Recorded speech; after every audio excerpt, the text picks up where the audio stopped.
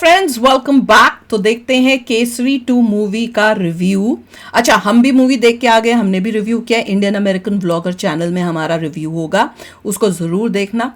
और देखते हैं कि रिव्यू वाले जो चैनल्स हैं उनमें क्या उनको कैसी लगी जब वो देखी है। हमने देखी है, हमने देखी है। ये था फर्स्ट डे, फर्स्ट शो था ये, क्योंकि 2 ही शो थे। एक शाम को 7 बजे का, हमने शाम के 7 बजे वाला शो देखा और उसके बाद 9 बजे का। तो हमारा फर्स्ट डे फर्स्ट शो था ये।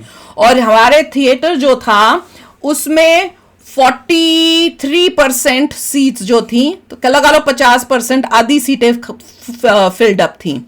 और जो यहाँ पे होना बहुत बड़ी बात हाँ, होती है। हमारे लिए तो था। और हमारी लाइन दिखा रहे थे कि पूरी सारी बुक्ड है।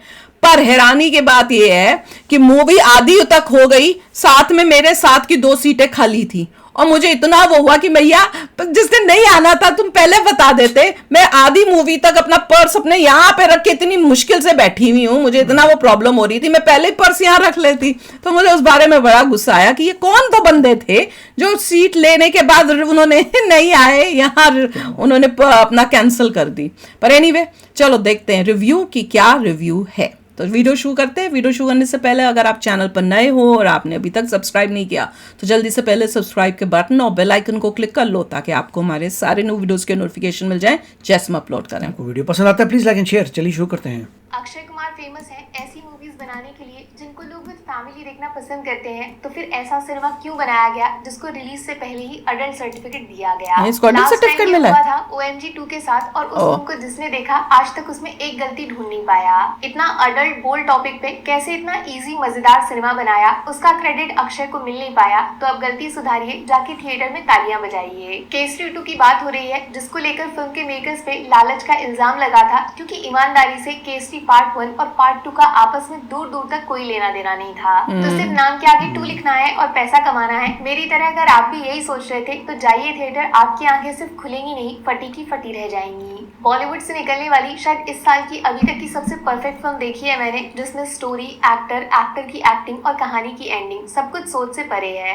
कोर्ट रूम ड्रामा की कैटेगरी में बनने वाली सबसे महंगी इंडियन फिल्म है ये। और सच मानिए, इस फिल्म को समझने के लिए सिर्फ पैसे से नहीं, दिमाग से भी अमीर होना पड़ेगा। आप सोच रहे होंगे सिंपल सी कहानी होगी जो एक सीधी लाइन में चलेगी, हीरो है, विलन है, एक जीतेगा दूसरा हारेगा, जिसका फैसला कोर्ट में होगा। इसमें नया क्या है? नए हैं पुराने वाले अक्षय कुमार, जो वापस लौट आए हैं अपने उसी कंटेंट कुमार वाले स्टाइल में। इस फिल्म में सिर्फ उनका एंट्री सीन सबके होश उड़ा देगा। फिल्म के म्यूजिक से उनको शेरा बोला गया है। यही गाना था ना जो मैं कह रही थी। हाँ, वो शेरा। इस कमबैक को पब्लिक सपोर्ट नहीं करेगी तो ये हार खुद पब्लिक की होगी। लेकिन सिर्फ अक्षय कुमार के कमबैक से फिल्म स्पेशल नहीं है। अक्षय कुमार के इस्तेमाल करने के तरीके ने केसरी 2 को 2025 में इंडिया की सबसे बड़ी फिल्म बना दिया है। इस फिल्म को बनाया है करण सिंह त्यागी ने, जो रियल लाइफ में खुद एक लॉयर है, और इसलिए केसरी 2 में आपको एक भी फालतू सीन नहीं मिलेगा। पूरे टाइम सच में कोर्ट के अंदर बैठे हो ऐसा लगेगा। शायद इससे बेस्ट डेब्यू फिल्म इंडस्ट्री में किसी और का हो नहीं सकता। पहली ही फिल्म से ऐसा सिनेमा बनाया है जो सिर्फ इंडिया नहीं, देश के बाहर तक जाएगा। और ज्यादा चौंकना मत अगर केसरी 2 को काफी कंट्रीज में बैन कर दिया जाएगा।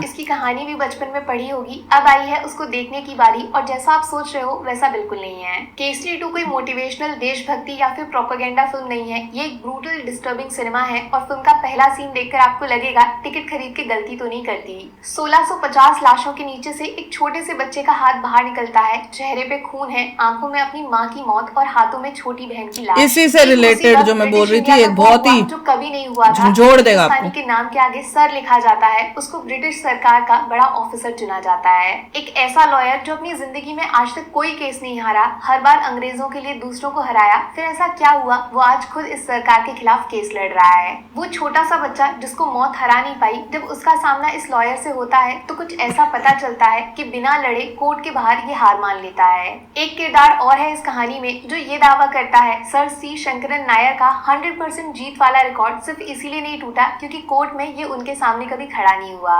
बस वो सपना पूरा होने जा रहा है। और यकीन मानिए, फिल्म की एंडिंग वो बिल्कुल नहीं है जो आपने पहले से सोच रखी है। कौन जीतेगा कौन हारेगा सिर्फ थिएटर जाके पता चलेगा। सबसे शॉकिंग चीज इस कहानी में डाले गए अनएक्सपेक्टेड ट्विस्ट एंड टर्न्स हैं। सिर्फ कोर्ट रूम ड्रामा नहीं है, इंटेलिजेंट सस्पेंस थ्रिलर भी बोल सकते हो।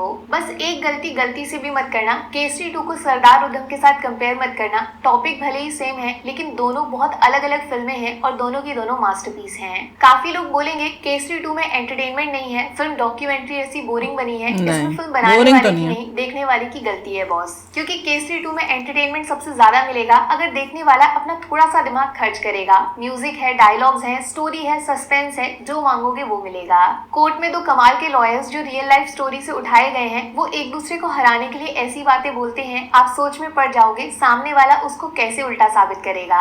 उसके ऊपर ये दो लोगों का आमना सामना, उससे पहले एक आइटम सॉन्ग वाला सरप्राइज, इसको बोलते हैं आइटम सॉन्ग तो बड़ा बकवास था। तो बकवास था, मगर इस अंग्रेज ने भी अच्छी एक्टिंग की। अक्षय कुमार की है, लास्ट आधे घंटे वो आपका रिस्पेक्ट जीत लेंगे, लेकिन आर माधवन हर एक सीन में उनको बराबर की टक्कर देंगे। कम बोलते हैं, लेकिन जो बोलते हैं उसको सुनकर डर लगता है और इनकी स्ट्रॉन्ग राइटिंग की वजह से फिल्म के क्लाइमेक्स को और ज्यादा स्पेशल बनने का मौका मिलता है। अनन्या पांडे का कैरेक्टर जबरदस्त बनाया है, आप उनसे नफरत नहीं कर पाओगे। हाँ, लेकिन कोई अच्छा एक्टर होता तो इम्पैक्ट बड़ा होता। इस फिल्म का उनको ज्यादा क्रेडिट मिलेगा नहीं, लेकिन मेरे लिए पर्सनली इस फिल्म के सबसे बड़े हीरो इसके डायरेक्टर हैं, जिन्होंने पूरे बॉलीवुड को दिखाया है एक अच्छी कहानी के साथ। अगर अच्छी फिल्म बनाने का इंटेंशन होता है तो पब्लिक को थिएटर आना ही पड़ता है। केसरी 2 को 5 में से 4.5 स्टार्स मिलेंगे। स्टोरी और स्टोरी का presentation, actors Akshay, R Madhavan, solid acting और इन दोनों की पावरफुल राइटिंग प्लस डायलॉग्स के बीच में बैकग्राउंड म्यूजिक, वाओ। और फिल्म की एंडिंग जो सोचा वो हुआ ही नहीं। जाट में पूरी कहानी सॉरी की थी, यहाँ भी सॉरी लिख के फिल्म को अधूरा छोड़ दिया है। नेगेटिव्स में अनन्या की कास्टिंग जो वर्स्ट नहीं है लेकिन बेस्ट भी नहीं है। बाकी थोड़ा जलिया वाला एक्टिंग ठीक है, सेकंड हाफ में इग्नोर सा कर दिया। Boss Akshay Kumar is back और साथ में पुराना वाला कंटेंट बॉलीवुड इज बैक। अब पब्लिक को भी कम बैक करना ही पड़ेगा, वरना इतनी अच्छी फिल्म मिस करने का पछतावा लाइफ टाइम झेलना पड़ेगा। फोन उठाओ, टिकट बुक करो मेरे भाई। Take care, bye bye. ये इसी में अब देखते देखते मुझे एक और चीज रियलाइज हुई कि ये जो जनरल डायर था, इसकी एक्टिंग तो अच्छी थी, पर मैं कह रही हूँ कि इसमें भी इसके जो जब केस में शुरू मतलब एक जगह पे आता है और ऐसी ऐसी बातें पता चलती हैं, वो शॉकिंग था। मैंने कहा ये तो हमें भी नहीं पता कि अच्छा ऐसे हुआ था, वो हुआ था कि ये मतलब बचपन, हाँ वो सब भी कि भैया वो प्लेन का सीन का क्या टंटा था वो भी नहीं पता चला। उसका बचपन कैसा था, वो ऐसा क्यों हुआ, क्या इसको था। मुझे तो ये लगा था कि वहां से यूके से या ब्रिटेन से यहाँ पे आया था, पता चला कि नहीं, वो यहाँ से वहां से नहीं आया था, वो यहाँ पे ही पला बड़ा है। और इंडियंस के बीच में स्कूल में अमीरों के जहाँ पे इंडियंस भी पढ़ते होंगे वहां पे वो पढ़ा था। तो ऐसी ऐसी चीजें आपको इस मूवी में रिवील होंगी कि आपको अच्छा ये था, ये कहानी थी या ये असलियत में हुआ था। That was really shocking.